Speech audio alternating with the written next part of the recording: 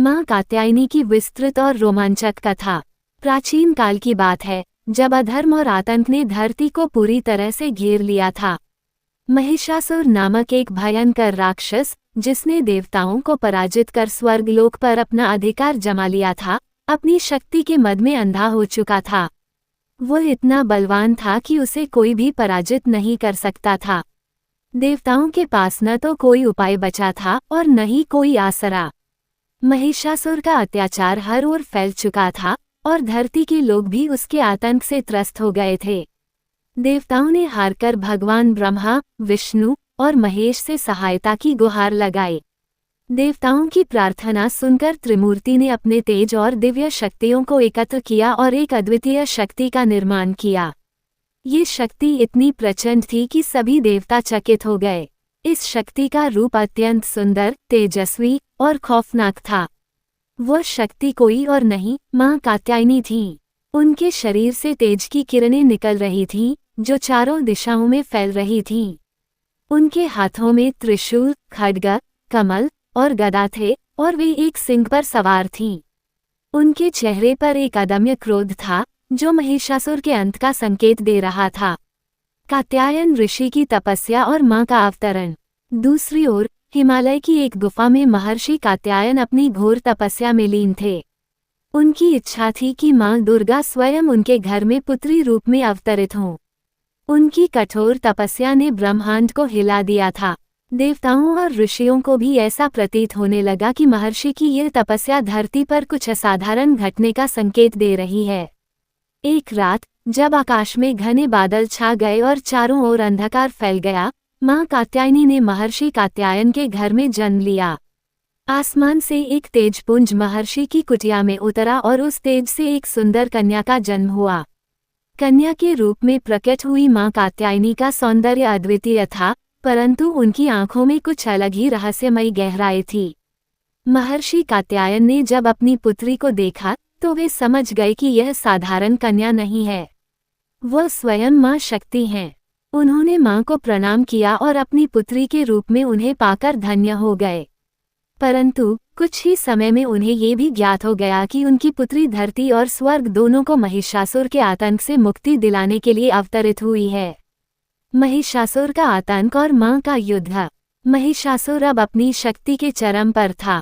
वो लगातार धरती के कोने कोने में अपना आतंक फैला रहा था। एक दिन उसे खबर मिली कि माँ कात्यायनी ने जन्म लिया है और वह उसके अंत के लिए तैयार हो रही हैं। ये सुनकर महिषासुर क्रोधित हो गया।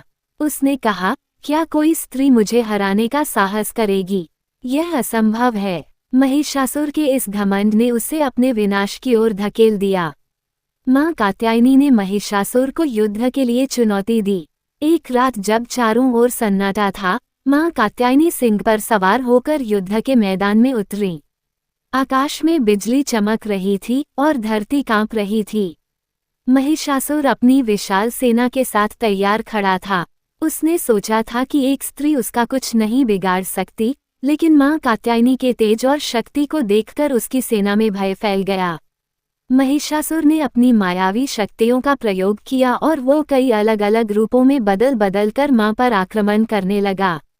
कभी वह सिंह बनकर दौड़ा, कभी हाथी का रूप धारण किया, तो कभी अपने असली राक्षसी रूप में माँ पर हमला किया।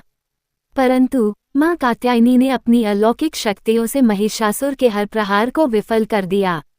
युद्ध के दौरान उनके हर वार में एक अद्भुत शक्ति और गुस्सा दिखाई दे रहा था। महिषासुर का अंत। युद्ध कई दिनों तक चलता रहा। महिषासुर ने सभी मायावी शक्तियों का प्रयोग कर लिया था, परंतु माँ कात्यायनी को हराने में असफल रहा। अब वो अपने असली रूप में आया और अपने सारे बल के साथ माँ पर अंतिम आक्रमण करने की कोशिश की। तभी माँ कात्यायनी ने अपनी तीसरी आंख खोली, जिससे इतनी तीव्र ऊर्जा निकली कि महिषासुर कुछ क्षणों के लिए अंधा हो गया। माँ ने मौका देखा और अपने त्रिशूल को महिषासुर की छाती में घोंप दिया। उसके प्राण क्षीण होने लगे और वह जमीन पर गिर पड़ा। महिषासुर का अंत हो चुका था। युद्ध समाप्त हुआ और माँ कात्यायनी की जय जयकार पूरे ब्रह्मांड में गूंजने लगी। माँ का आशीर्वाद और लोक कल्याण। महिषासुर के वध के बाद माँ कात्यायनी ने देवताओं को स्वर्गलोक वापस सौंप दिया। उन्होंने समस्त संसार को अपने आशीर्वाद से अभय कर दिया। माँ ने कहा, जो भी मेरे नाम का सच्चे मन से स्मरण करेगा, उसे किसी भी प्रकार का भय, दुख या संकट नहीं छू पाएगा। धरती पर शांति लौट आई और माँ कात्यायनी अपने अलौकिक रूप में वापस आ गईं। उनके इस साहस, शक्ति और करुणा ने लोगों के दिलों में एक स्थायी छाप छोड़ दी।